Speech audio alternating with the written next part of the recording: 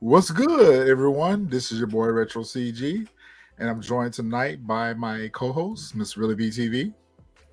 Hey, Welcome to the TSF Entertainment Podcast. So tonight is True Crime Fridays, and we're sorry we missed out on last Friday, but work-life balance. Yeah, we didn't have a chance to get out here last week to talk to you guys about a true crime case, but we're going to make up for it tonight. So this case is going to be a little bit different than what we normally cover in our true crime segments. It's a fairly new case and a rather disturbing one. We knew that we had to cover this case. So, uh, CP, you want to give us a little backstory on the case? so thank you, Dina. Dina's here to support. Um, so Retro said, Lauren Smithfields is a fairly new case. She came up, her Hey, Gina, started, welcome to the podcast. Thank you for supporting. yeah, in December. So just a little bit of background information. Lauren Smithfields, she was born in Bridgeport, Connecticut, in January of 1998.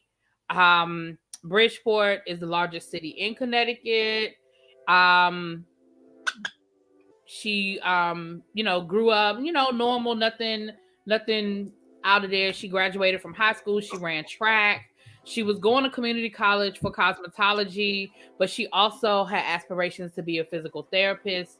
And she liked to travel, and she was just kind of living her life, and got on a dating website called Bumble, which I actually am on Bumble. I think I I might need hadn't to heard get of off. Bumble either.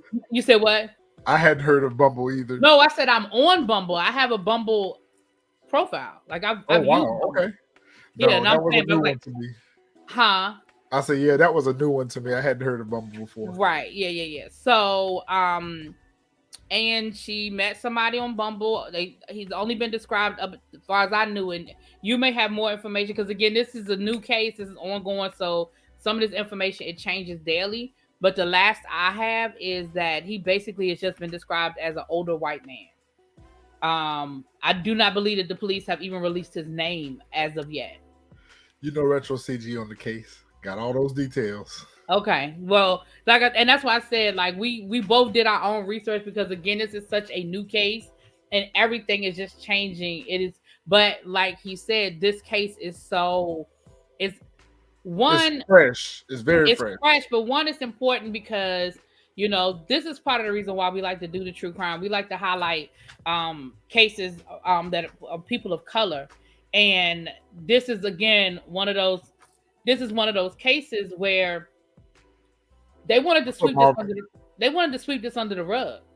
And Yeah. so I think it's starting to get a lot of momentum now, and it's definitely starting to get some media. I know, like you said, Roland Martin was talking about it, DL Hughley was talking about it. I've seen, Cardi B. YouTube videos and stuff like that. But had it not been for her family, and we see this over and over and over again, had these families, if they don't advocate for themselves, these stories get swept away. And so that's a little bit of the background. I don't want to get too far ahead and get deep into the story, but that was sort of the background. Did you have anything else you want to add, or did you find any more information about the background that you feel like we might need to add to it? Well, just a few things. For us, it's very important for us to showcase on persons of color. Um, they don't get the spotlight or the recognition that these cases deserve, unlike other cases that are mainstream media and publicly talked about. It's very frustrating to see how people of color is treated in missing person cases, suspicious deaths, murders, and homicides, and things like that. So for us, Mhm. it's important for us to showcase and support the family that are desperately trying to seek justice for these incidents that are happening. The timeline is really confusing. I know a lot of this is being newly released. So we're going to try to do the best we can to outline the facts as we know them now. Particularly, it seems as though Lauren had a profile on Bumble, and she met this gentleman. His name is Matthew LaFountain.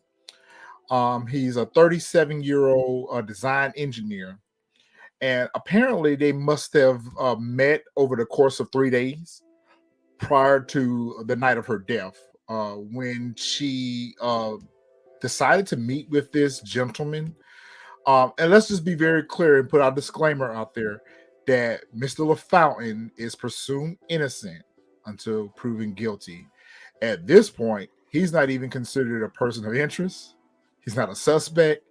He hasn't given a statement, and he hasn't even been investigated by law enforcement. So I just let you just ponder that for a moment. Okay. All right. So, Stacy B, so happy you all bringing this to the forefront. Thank you, Stacy, for the support. We appreciate that.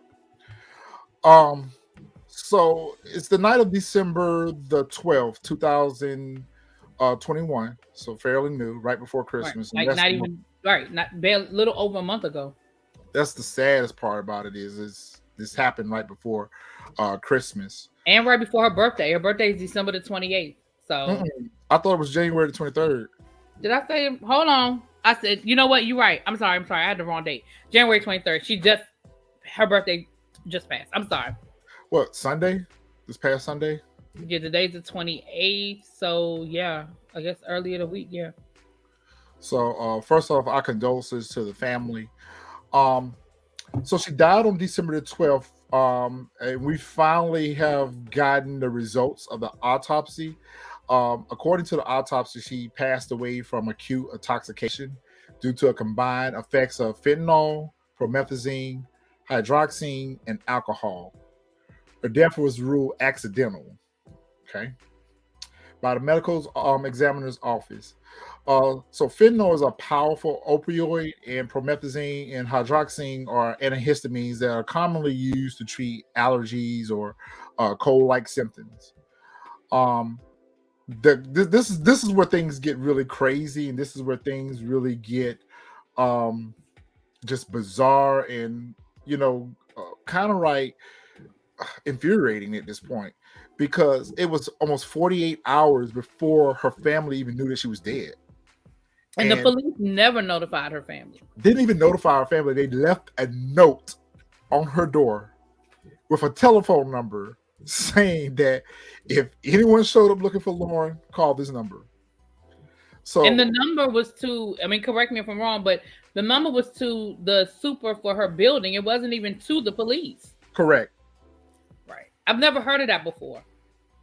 I've never heard of the police not notifying next of kin. I've never heard of that before. If you're looking for Lauren, call this number. So once they were able to speak with a detective, her brother later accounts that the detective commented to the fact that they didn't feel the need to reach out to the family because they had her passport and ID and they knew who she was. That's, oh God. Yeah. Come on, Bridgeport. I mean, y'all got to do a better job at this. So let's get into the night of her death. It's unclear whether or not they actually went out on a date. If they had been out on a date, at some point in the evening, they arrived back at her apartment. Right. And they spent time together in her apartment, drinking tequila and hanging out. Mr. LaFountain reported that Lauren had gotten sick in the course of the evening and went to the bathroom and threw up. And then she came back out of the bathroom and continued to drink. So apparently they started out drinking shots of tequila first. And apparently she must have gotten sick off of the tequila and threw up. And then she wants to come back and continue to drink. I don't know about you, but those rare occasions that I have thrown up, I don't want to drink no more. I don't want to eat no more.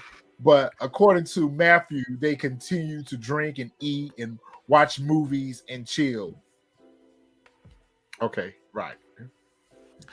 So around 11:50 p.m. that night, her brother called or texted and let her know that he was outside. Apparently, she must have had some laundry or something. I've got different accounts. And I've read and heard different accounts on what it was. According to Mr. LaFountain, she went outside to receive items from her brother. But Right. according to the brother's account of the situation, she was bringing him laundry or some items out. So, in other words, LaFountain would have seen what she took outside. According to the brother, there was no indication that she was in any type of distress, Right. duress, that she was drunk. She was normal. She was bubbly. She had a good personality. He even watched her go back into the apartment. It was odd that she didn't mention, and I guess there's nothing unusual about it. She didn't mention to her brother that she was on a date or that she had anyone inside. So the brother didn't have any indication that anything was wrong or if there was anyone else with her at night. They must have chatted for about 5 or 10 minutes, and she went back inside. According to Matthew LaFountain, she went back inside, went to the bathroom, stayed for 10, 15 minutes, which was alarming to him. But because he had just met her, he didn't feel like it was his place to address why she was in the bathroom for 15 minutes. She may have had an upset stomach. She may have went back in to throw up. According to him, she had already been in there earlier to throw up. So, I mean, if she went back to the bathroom again, what was so unusual about the fact that she was in the bathroom? Um, they then proceed to just hang out, watch movies until she fell asleep. At which time she fell asleep on that couch. And according to Mr. Fountain, he took her and placed her in her bed and then laid down with her, fully clothed, and they fell asleep. He then wakes up around 3:30 a.m. To use the bathroom, and she was snoring. Hmm. And then around 6:30 in the morning, he wakes up only to notice that she was on her side, bleeding from the nose and unresponsive. And at which time he called 911. And that's where things start to get murky at that point, because we don't know whether or not he stayed until the authorities arrived.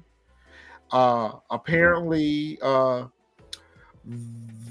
police immediately moved to the idea that he's a nice man because he called and reported Right. her Right. dead. The police said they didn't have any reason to suspect him because he seemed like a nice guy. He's a nice man.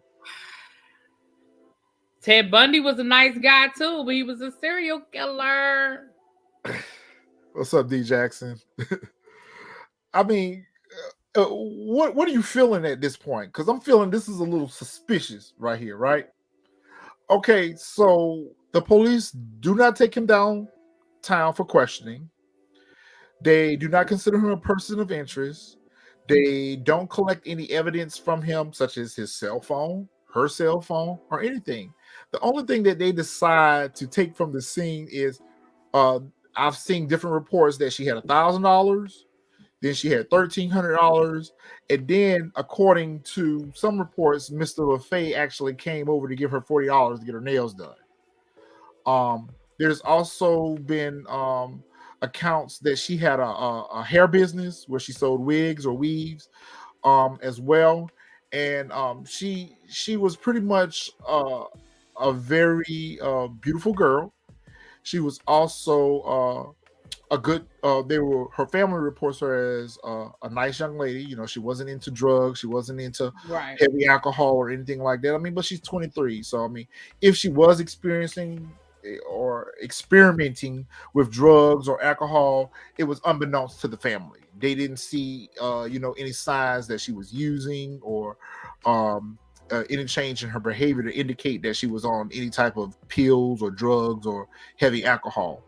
Right. Um, I have a major issue with this. I have a major issue with this because had that been the opposite, and I really don't like to bring race into these type of situations, we let the facts and the evidence speaks for itself, but color plays a factor in this. So Listen, if that had been you on a date with a and white girl, whether you called the police or not, hell, it could have been a black girl. The police show up. You could be as nice as you want to be, but I bet you still going down for some questioning. I yep, bet you they still want to check your cell phone and check out your story. They're going to probably pull your Bumble profile. Like all of that is going to be investigated before they rule you out. They may still end up ruling you out, but of course. that's not going to be their first reaction. Oh, well, he seemed like a really nice guy. Are you serious right now? And how do you draw that conclusion? How do you draw that conclusion? I Right. mean, there's just first of all, we're unclear of the nature of their relationship. Had they known each other longer than 3 days? Had they been out with each other prior to that night? It just seems odd to me that a 23-year-old black female that's living by herself would allow this strange man into her place. When you invite someone over to your place, that's almost a sign of comfort, a sign of intimacy, that I feel comfortable enough around you to be alone with you in my home, not yours, not a hotel, but in my home. And the fact that this is your first meeting or first encounter, that she would feel comfortable enough to actually fall asleep around you, and to me that speaks to that they have had to have at least extensive conversations back and forth with each other, Yeah, maybe I had feel a like the bit. conversations might have made her feel comfortable because, I mean, we still have to remember that she's young. We don't always make the best decisions, you That's true, know. we've seen that in other I'm cases. right. If I'm gonna be candid, I probably made some bad decisions that but for the grace of God, you know, it didn't go left. But you're right. It You still would feel like that they've had some sort of conversation where she feels comfortable enough to fall asleep, you know, while he was there. So There have been reports from his neighbor who has came forward, who is important to note that she's a white woman, that has came forward and said that he has extensive ties with the police community. It's been very unclear as to uh, who he has association with in the police department. There is speculation that the investigator, the original investigator that showed up, and Mr. LaFountain has ties and could have possibly helped him preserve, or not preserve, but to alter or modify the scene to make him look less incriminating. And the fact that he was let go without questioning, without getting a formal statement, at best, even if he wasn't listed as a person of interest, at best, he should have been taken down to give a formal statement of what right. happened that night. So Absolutely. it's on Absolutely. record. So it's on record, and we have the facts according to him, because he's the only one that's alive now. So she can't tell her part of the story.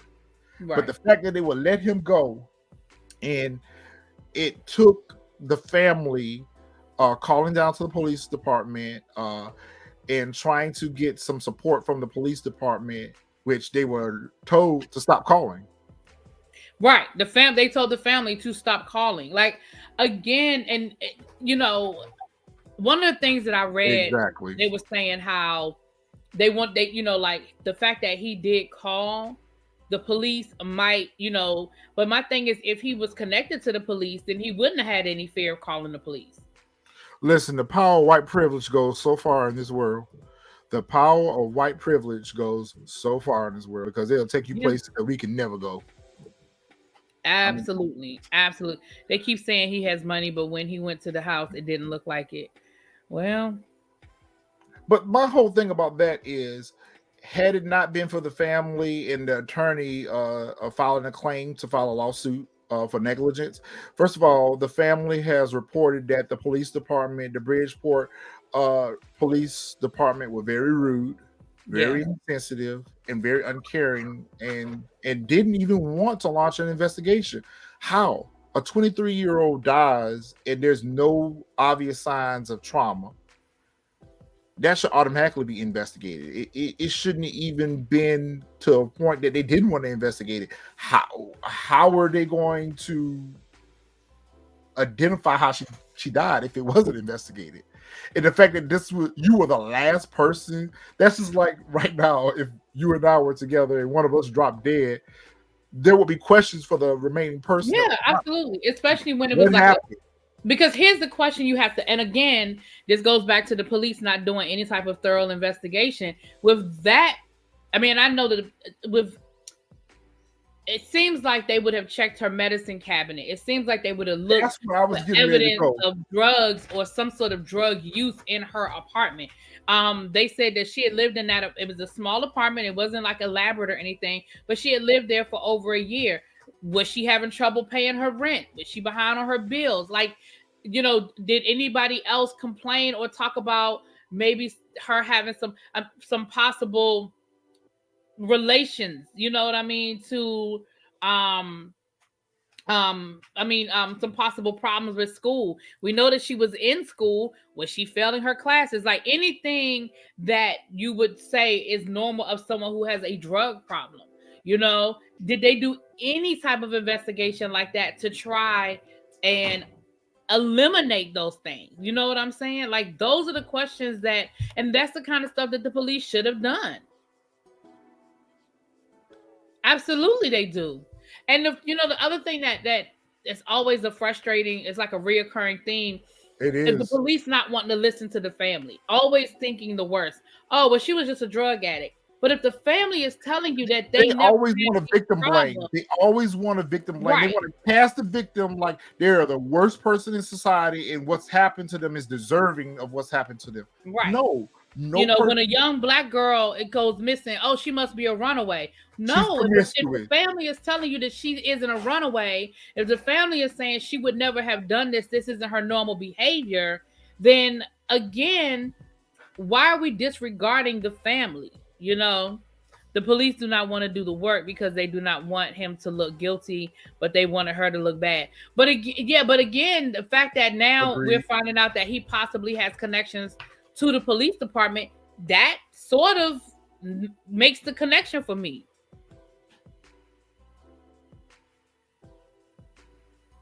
Racism does go deep, and there's all different types of forms of racism. Colorism comes to mind because at this point, we don't want to spend taxpayers' dollars on investigating the case that we feel is open and shut. Nothing about this is open and shut because a person who dies under suspicious, even if it was natural causes, we would need to investigate to determine that. And the fact that they saw fit to take certain items away from the house and leave the most important items behind that contain DNA, and they didn't feel like taking that, which brings me to my next point. When the family did get, what, 2 weeks later? 2 weeks later.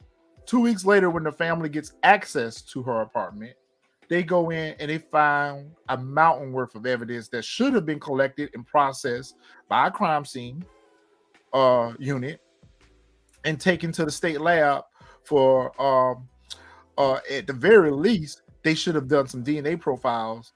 They found a used condom with semen in the trash can in the bathroom, a pill on the counter, the only one drug. But she's got all these other drugs in her system. Where did she get them? How did she ingest them? Where were they found at? Okay, the alcohol. Okay, does she normally drink tequila? Does she normally have alcohol in the house? Who brought the alcohol? Did he bring it with them? Did they pick it up along the date? All these things should have been investigated to determine how did she get the alcohol in her system? Where did the promethazine come from? Where did the fentanyl come from? And guess what? Let's just be honest. This is a cocktail of DR. These are date rape drugs. Right. These are drugs that are commonly used for date rape. Right. And I feel like a person who's using a cocktail like this, I don't feel like anyone would take this combination of pills and drink alcohol with it. I mean, that's suicide. And so the fact that her death is ruled accidental, probable homicide at best. And now let's investigate to prove that it was accidental and not homicide. Does she have any open prescriptions for any of these medications? Does any of her family members have any open prescriptions for this medication? How does a 23-year-old come about getting these? I mean, I know you can buy them off the street or whatever the case may be, but I mean, if you're going to paint this narrative that it's an accidental death, prove how she got the drugs in the first place. Right. And when you go back to the evidence of even the used condom, they were both adults. If they had sex, they had sex. But when he talked to the police, why wouldn't he have said that? Like now it makes sense why you spent the night. Like if y'all had sex, y'all were grown, but the fact that whenever somebody leaves out certain things, it just makes you wonder. Dina said in college, a Caucasian woman took her life and they investigated it for months before they ruled it a suicide, and she left a note. Exactly. Like it seems to me like something like that, at the very least, there's just some cloudy circumstances, and you would think the police would want to at least tighten it up just to rule everything out. When the first autopsy they did, because after the family had to pressure them, but they finally did do an autopsy, but they came back as didn't it come back as that she OD'd or it was an Yeah, accidental overdose and then or the something? family had a secondary autopsy Right, the performed family had to pay for their at own their cost, autopsy. of course, Right. to determine, it's death by toxicity. And anytime there's death by toxicity, there's usually a very prolonged investigation into how that toxicity occurred, because we all know that there's a certain level of drugs and there's a certain amount of drugs that's going to cause cardiac arrest, organ failure, or imminent death. So, she don't take one dose of this medication and die from it. So how high was the dosage? How high was her toxicity level with these drugs in her system that led to death? There's also been different accounts about the placement of the blood. So there have been some accounts where I've saw where the blood was at a lower part on the sheets rather than up at the pillow area where a person would normally lay and rest and bleed. Mm-hmm. So it's alluded to the fact that it could possibly have been in the lower area of the bed that the blood was found. But how does anyone come in and view this scene and not secure the bloody sheets for evidence, not take the pills, not notice the condom? And here, Bumble has reached out to the family to offer their support and condolences, and has even contacted the Bridgeport Police Department to offer the records. And the police department has yet to take them up on that offer. The police department hasn't even brought this guy down for questioning. That's the part that, like, at the end of the day, if they pulled him in for questioning and after talking to him felt like, okay, we don't think anything here, that'd be one thing. But the fact that you let him leave, he called the police, he woke up next to a woman who had passed away during the night that he was dating, or that's a loose word, dating, because I think they'd only been on the one date.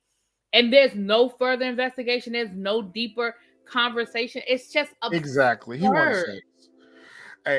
At this point, it's date rape, because obviously, and here it automatically brings suspicions into the fact that she left him at several points in that night alone with her drink.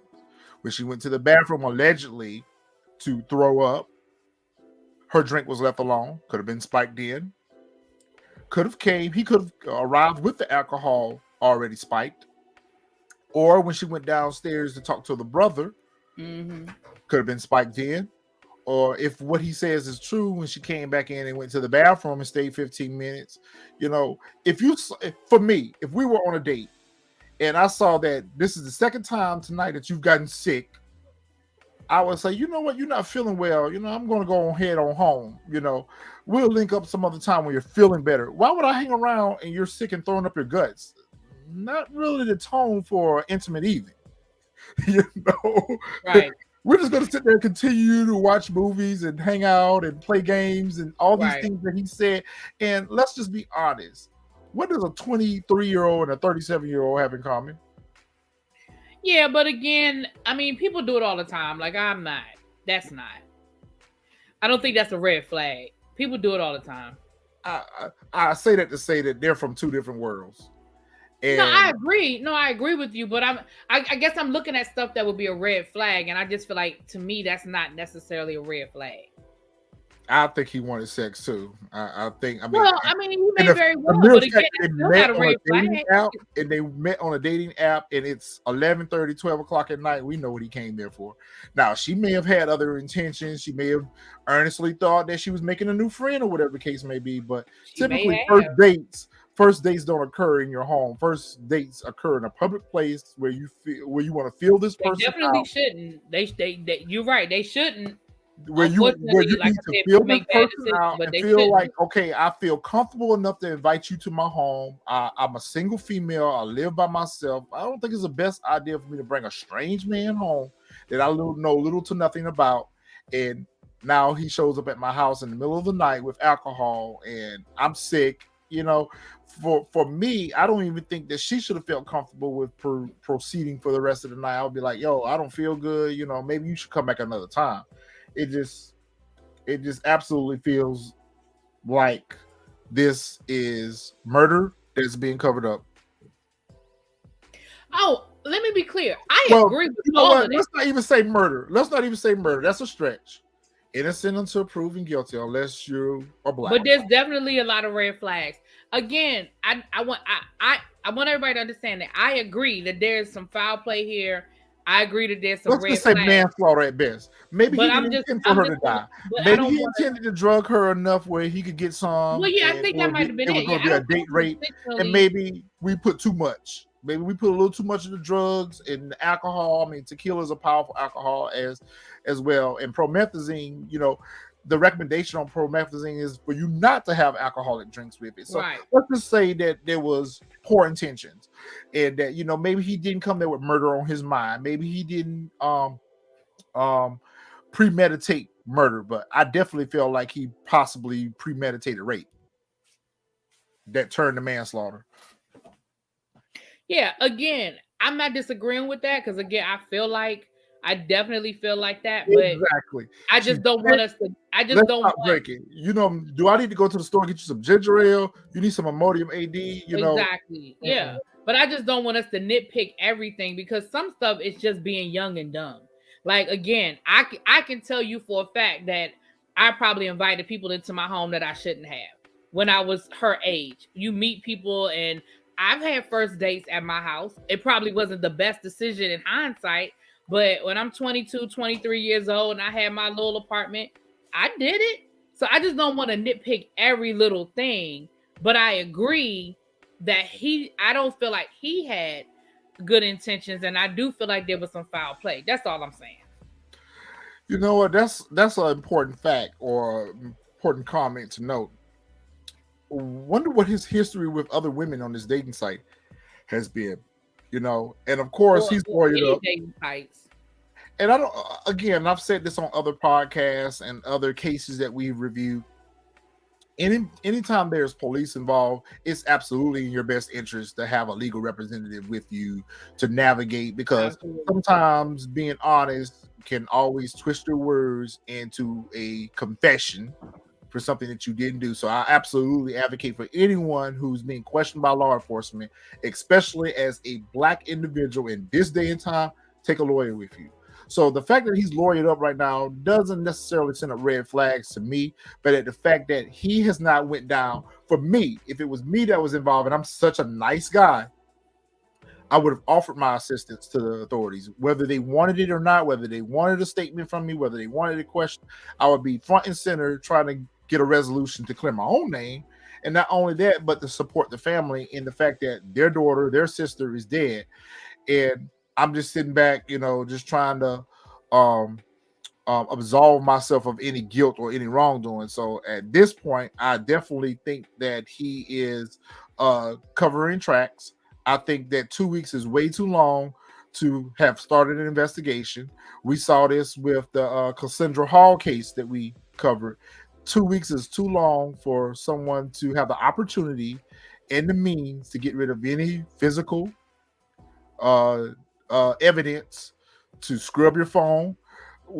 You took her cell phone. What did you find in the cell phone? And I know a lot of this is probably redacted because it's an ongoing investigation, so they're not going to release so much to the public but at the same time, they haven't named the suspect either. So, you know, at best, he should be your primary person of interest. And They haven't even accepted the fact that this wasn't an overdose, right? yeah, they're ruling this as I think they've accidental. just started investigating now because of public pressure, and that's why it is important that these stories make the news, because that's the only reason why they are even investigating now. And the family doesn't trust the investigation for obvious reasons, and so they actually want to hire their own private eye, and they've started a GoFundMe to hire their own private eye. Which I'm about to drop the link to the GoFundMe in the chat. If you guys want to donate, again, they're trying to raise $20,000 for a private investigator. So if you want to donate, you can. The link is going to be in the chat, or if you want to just pass it on to some people who you think may want to.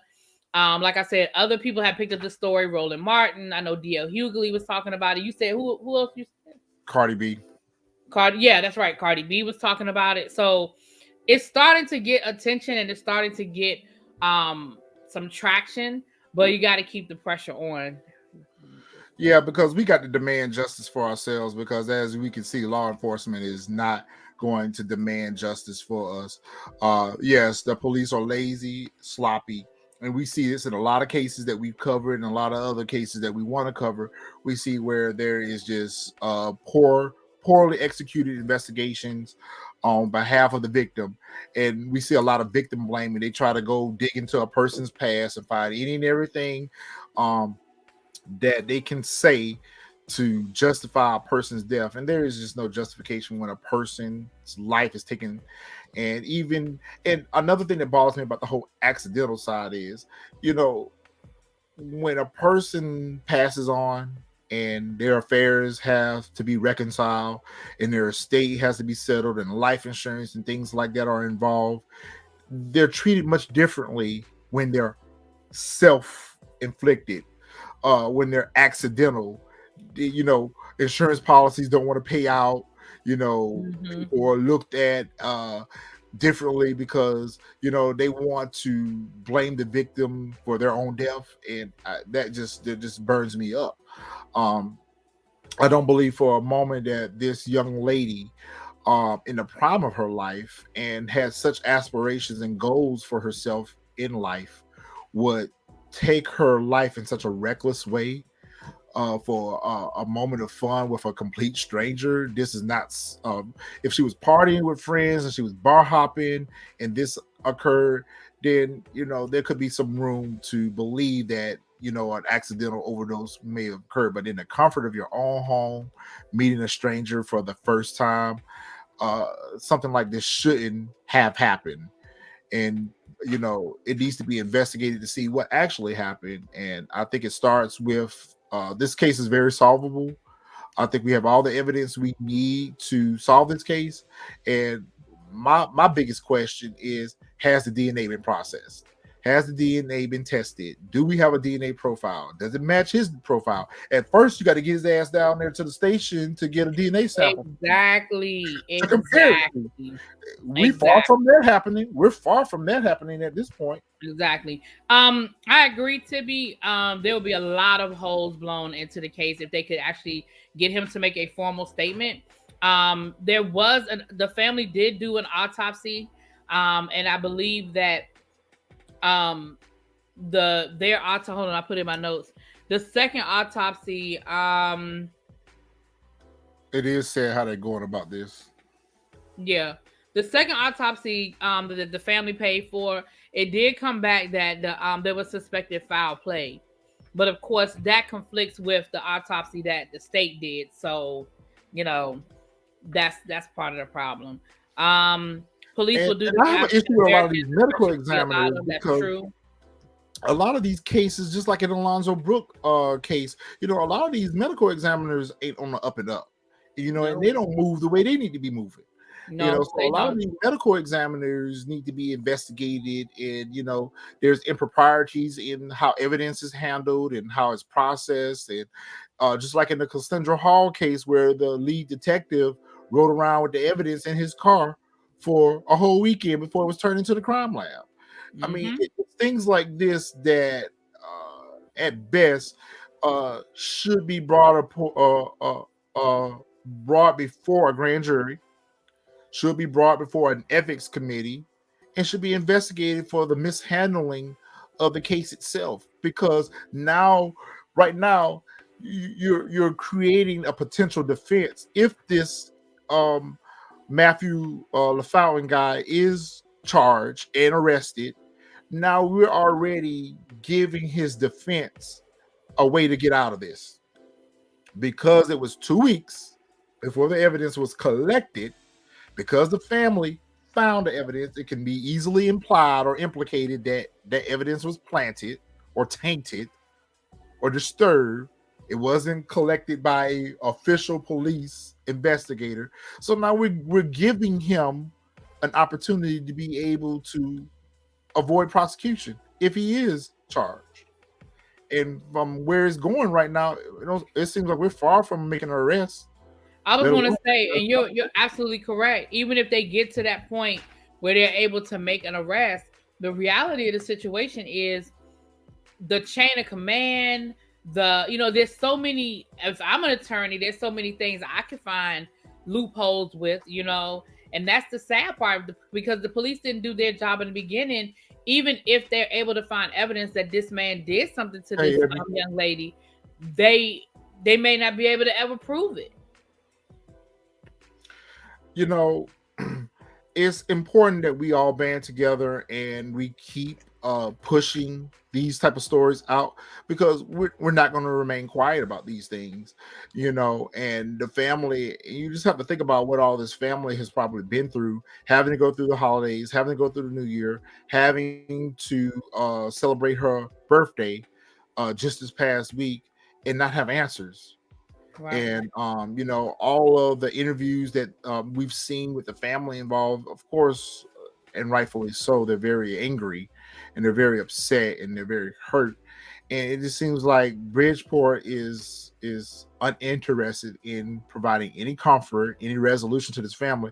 In their eyes, they've already come up to the conclusion that it was accidental death, case closed, nothing else to investigate. And so, it's us, the web sleuths and the social media. And that's another thing. You go out here and you look on these sites and you see all the things that are being said about her. Y'all don't know this girl, just like we don't know this guy.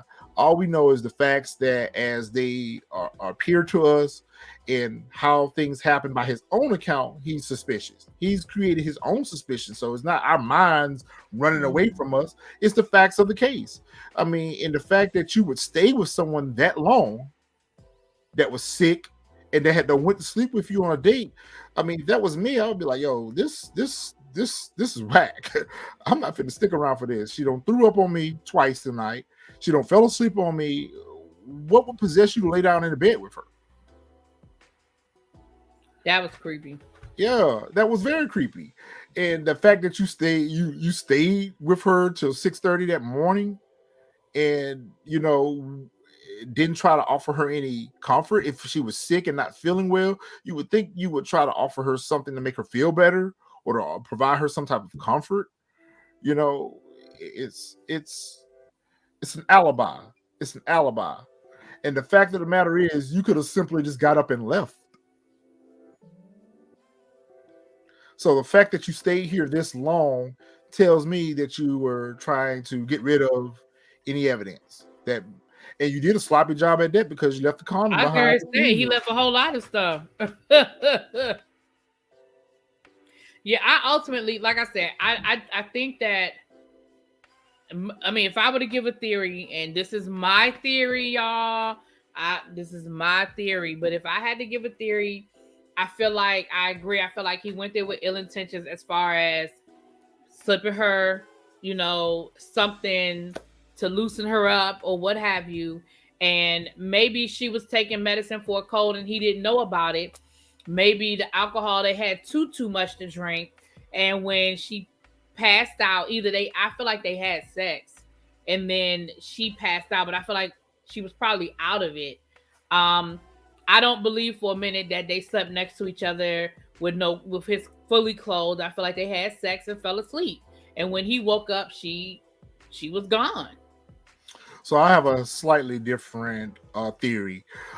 My theory does because in one of the accounts they had mentioned that they started out by taking shots, and then when she got sick the first time, and when she came back and they continued to drink, they switched to a chaser. They never did say what the chaser was, but to me, it's much easier to mask the taste of promethazine through alcohol in a chaser than it would be with me taking promethazine and just pouring it in, especially if it's well, promethazine has a color to it. And so if you put it into a clear alcohol, it's going to show discoloration. So Hmm. it would be much easier to mask the promethazine mixed with a chaser in alcohol than it would be just you slipping that in.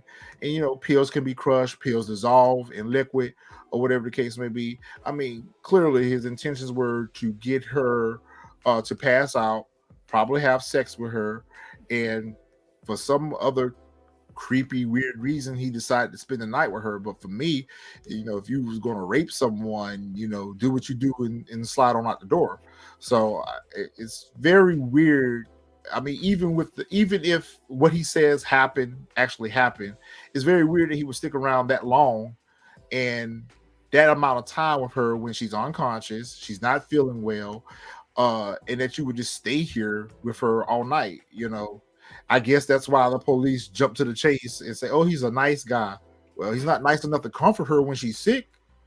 But And that's why I think they had sex and they just sort of fell asleep. That's why I don't so you believe that feel whole. like that she willingly had sex with him. Yeah, well, not willingly, because if he slipped her something to lower her inhibitions, then technically no, not willingly. But I think that they had sex with her under the influence. That's what I think.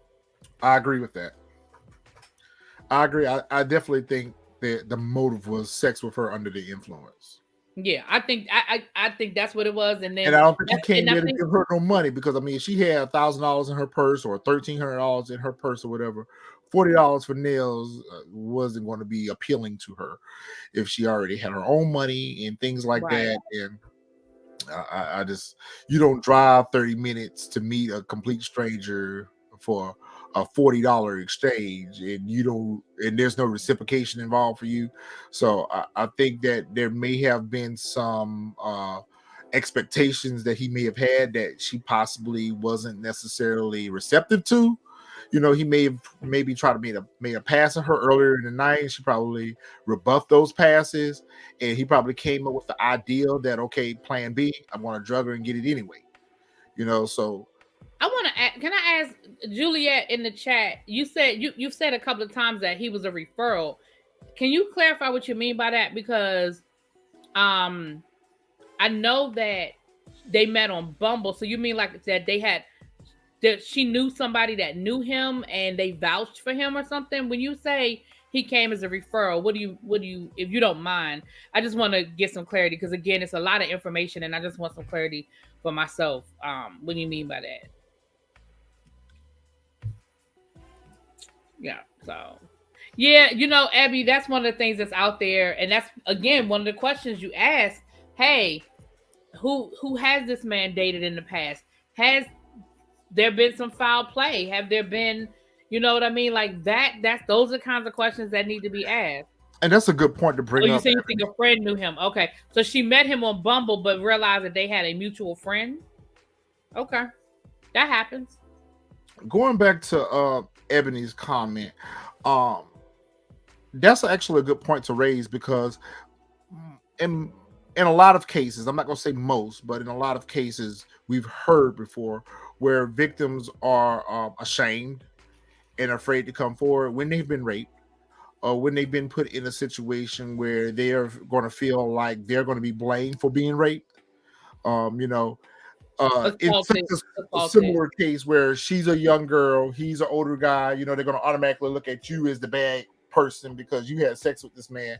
So, it is curious to know, has there been other victims, or has he tried similar attempts, or has he went out on other women that may have woke up the next day and felt woozy or felt indifferent after going out on a date with him. I mean, we'll never know those things because nobody's investigating, nobody's talking to Right. anyone. And And part the of fact that the neighbor came for, and she's so adamant about wanting to get in the public to speak about what she knows about him, tells me that there's something else that's there that makes the neighbor feels like she needs to come forward and speak out publicly about her knowledge of this gentleman.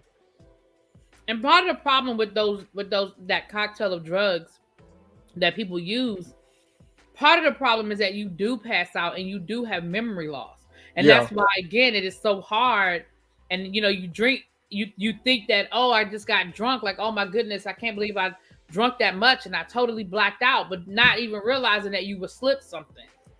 And it's also important to note that promethazine in itself. I've never taken fentanyl before, but I have had promethazine. I got a bottle of it here right now, as a matter of fact, that has been prescribed to me before for cold symptoms and allergies and things like that. Same thing with codeine.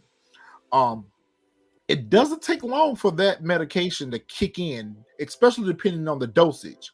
I mean, if you take a large dose of that, I mean, you're out. I'm not gonna say instantly out, but probably within 20 to 30 minutes, you're gonna start feeling drowsy and you're out. Um, Mm-hmm. because it's important to know that at 11:50, when her and the brother exchanged the laundry, he reported that she was fine, she was lucid, she didn't seem drunk, she didn't Right. seem And there were no signs of distress or anything like that. She so. didn't say, yo, this dude is in my house, get him out of here. You know what I mean? Was none of that. And he didn't offer up a time as to when she fell asleep. And that's another thing. If I'm at home and I fall asleep on my couch, okay, I'll fall asleep on my couch. Why did he feel the need to have to relocate her from the couch to the bed? Cause he lying, that ain't what happened. They was in the bed having sex. Because I mean, you could just as easily lay with her and cuddle with her on the couch asleep as to taking her to her bedroom to sleep. To me, again, that's very audacious for a person who's spending their first time in your home to feel audacious enough, bold enough to invite themselves to your bedroom. That's a very private place in a person's home. A person doesn't invite strangers to their bedroom, and a stranger shouldn't feel comfortable with inviting themselves to your bedroom unless they had malicious intent. And I feel like his intent was he was going to get something at night, one way or another, whether she gave it to him willingly or he was going to have to take it. And he had prepared himself to take it by bringing the drugs with him. And assuming that part of the story, that theory holds up, Crazy. right? Assuming that theory holds up, that means that he showed up with the drugs, which means he showed up Exactly, with Julia. ill intent. Exactly. It just appeared to me that he was real comfortable coming into her home and lying down with her. I agree.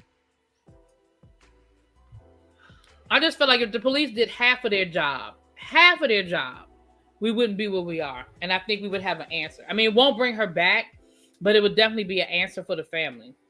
I agree with that, Marvin. First of all, if you're on drugs and throwing up, I'm definitely going to leave and not touching you in any form. I'd also call Yeah, authorities and tell that's them you're definitely a turn excessively off. intoxicated and Definitely being a turn sick. off. I agree. Possibly. Well, in this case, cause death. Yeah, because let me see. I believe other women will come forward regarding his history. Let's hope so.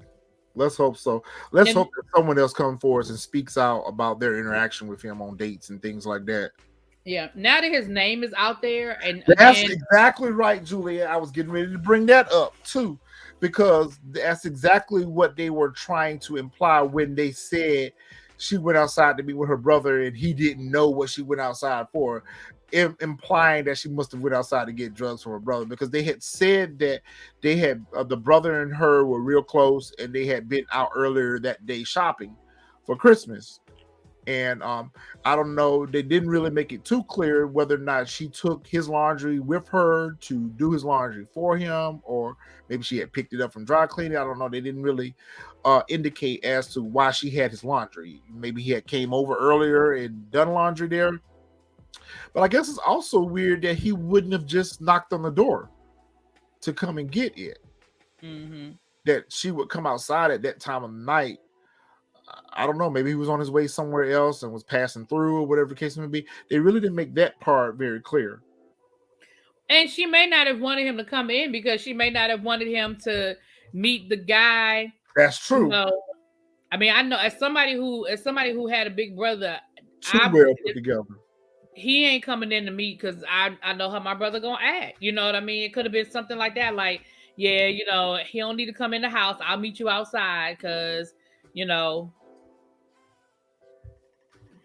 big brothers act stupid sometimes. Well, Juliet, he also stated she had got sick earlier in the evening prior to the brother coming. And then when the brother came and they were outside, he claims that she came right back into the apartment and went straight to the bathroom and stayed in there 10 to 15 minutes. And he was alarmed by the amount of time that she spent in the bathroom. She may have been in there freshening up. If she was already sick on the stomach or whatever, she may have had a reoccurrence of feeling sick or whatever and needed to get herself together before she continued with her date. The fact that you sat here patiently waiting for her to throw up all over the place and be sick and all this is just unbelievable. Exactly, Abby. If this had been a blonde head, blue eyed, he would be under the jail with a 60-minute documentary. Exactly. Exactly. Yeah. Exactly. Well, only thing I can say at this point is we'll just have to keep monitoring the case because, again, it is fairly new. There's still a lot of information we don't know. But what's good is that, again, so many people are starting to talk about the case that hopefully we can get justice for this young lady and and some peace for the family. And we're going to continue our pursuit. And I guess I'll delete my Bumble profile. Yeah, I need you to come up off of there right now. Once we get out of here tonight, I'm gonna check on that later on tonight. I need you to come up off of Bumble. I mean, I'm just saying. We're not going to do that. But I'm glad you said something about that because I guess we can use this as a PSA. Ladies out there, we all grown, and that's one of the joys of being grown and gone. We can do life the way we want to, and it's our way. And there's nothing wrong with that. You pay the cost to be your own boss. I get that. But ladies, single, married, dating, or whatever, please just be careful with the company you keep and these dudes that y'all are going out on dates with and interacting with on social media. We've seen a lot of cases where people have met on dating apps. I mean, if you're going to meet someone on a dating app, I'm not going to say there's nothing wrong with it. There's a lot of people that have met on dating apps and have very positive and fruitful relationships. But use discretion, use a little bit of precaution and safety for your own self. Don't invite a stranger to your home. Right. And that's the thing. I would never do those things now, but I just know when I was younger, I mean, I made bad decisions. And like I said, but for the grace of God, nothing came out of it. But like I said, but I know that we make bad decisions when we're young. Don't invite them to your home. Try to meet in a public place and use your buddy system. I mean, you females, we were talking about this with the Alonzo Brook case, which I really, really want to revisit that because there's a lot of things I need to get off my chest about that still. But if you come together as a group, you leave together as a group. Y'all girls, y'all know, y'all homegirls, y'all stick together. At least let somebody know that, hey, I got this dude that's coming by tonight. He's this. I made him this. This is his number. This is what kind of car he drive. Let somebody know, that you plan on meeting someone. I know a lot of times we don't want people in our business and we don't want people to know that we're being promiscuous or doing promiscuous things, if that's the case. But, we operate in a different world these days and we live in a different time where you got to take precautions. Your safety is the most important thing that you need to be invested in. There was another case about that. There was a very similar case about that. And I think there was another case too where we need to cover this one too. It's very similar to this one where the chick had met this dude on a dating site and her boyfriend came home and murdered him and she helped cover up the body. I got to find that case too, but there have been several instances where people have met on dating sites and disappeared under suspicions. encounters or end up dead. I mean, y'all just got to be careful I out know here. when I was in college, if we were going out on a date, we made sure we got the tag number of the guy. We Ebony, made sure, like I remember, Ebony, you come up off of Bumble too. right, Get your ass up off of Bumble right now. right. We made sure we got the tag number. We passed that information on when we got wherever we were going. If we were going to the movies, if we were going to dinner, whatever. This was Nice, before got the my days. ass. These before the days of cell phones, but we would, call from a payphone and say, we're at the such and such place, because you just never know. And God forbid, like I said, God forbid, we need to know where was the last place they were, what was the guy's name, what kind of car were they in, and we would get all that information. Like I said, this when we were in college and we lived in the dorms, and we would make sure before we went on a date with somebody new, we would give all that information to our roommate or to a friend. And again, you just don't know. And those are the kinds of things that I know for me living by myself, that a lot of times people don't know where I am. People don't know like certain things I'm doing, and we just get out of those safety habits, as life goes on. Yeah, we definitely got to take care of ourselves, and we also have to make sure. And listen, we got a lot of technology. That's why I was just getting ready to say, Ebony, we got a lot of technology, and it's not a bad idea to share your location with someone. Yeah, I do have this one stalker that I share my location with. Do you really? Are you sure that's safe that you do that? Probably not. You identify the fact that they're your stalker, and you willingly share your location with them?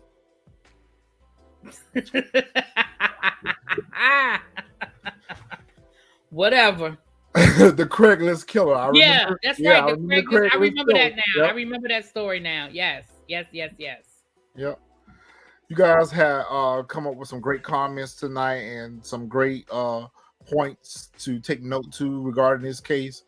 If there's anyone that has any information that can help with the investigation, not that the police is interested in, but I guess we just gonna have to continue posting on social media and on these websites, because the police ain't investigating. They ain't But trying the to get family is, so so try to see, can we spread the word, and let's try to get some justice for Lauren. We know that Lauren's life was taken away from us far too soon, and we just need to do our part to bring awareness to it. We may not be able to find all the right answers, but at least we're doing our part. all I right. share my Uber rides as well. That's a good idea too. I never thought about that, but yeah. All right, guys. I guess we're signing out. I don't know. Me and the fellows, we might be back in a little bit to talk about power. We'll definitely be back on Sunday, 12:30 Eastern, to talk about Power This Book week's 2. episode, yeah. We'll definitely be back next Friday to do another true crime case. I don't know what's going to be on next week's agenda to talk about. I'm sure me and CP will find something that we agree on that we want to talk about. And we may cover some other cases too, but right now it's very important for us, especially being a Black-owned channel and group. It's important for us that we bring attention to our own kind, because we don't get the support in the national media coverage that everyone else does. So we want to do our part. We're a small channel around here. We're not a big name, but we want to spread the word and try to get justice for everyone who deserves it. Exactly. Thank y'all for coming out. Thank you to all my people that came through to support. Juliet, thank you for coming through, and thank you for all the comments you shared in the chat, you guys. And again, we'll just keep you guys posted as we get information. We'll pass it on. Shout out to the TSF Entertainment, our other hosts. They were in the chat Yes. tonight, so appreciate y'all coming through and supporting. Yeah. And we'll see you guys next time. Thank y'all for tuning in. All right. So CP, where can we find you at? Really Be TV on YouTube. Right there, spelled just like that. You can find me on Instagram at ReallyBeTV_ on YouTube. Listen, make sure if there's anybody that's in the chat, make sure you guys catch me tomorrow. We'll be talking on Kamisha Reviews. She was in the chat a few minutes ago. We'll be over on her channel talking about this new season of Ready to Love. So that's where I'll be this weekend. All right. You can also find me on Retro CG on Instagram. You can also follow us on YouTube at the Soul Firm Music Group, aka TSF Entertainment. And shout out to all the TSF fans and members and friends that came through and support tonight. Really Be TV, you got some great subscribers. Shout out to Ebby Reviews. Thank you for coming in and hanging out with us tonight. And we'll see you guys next time.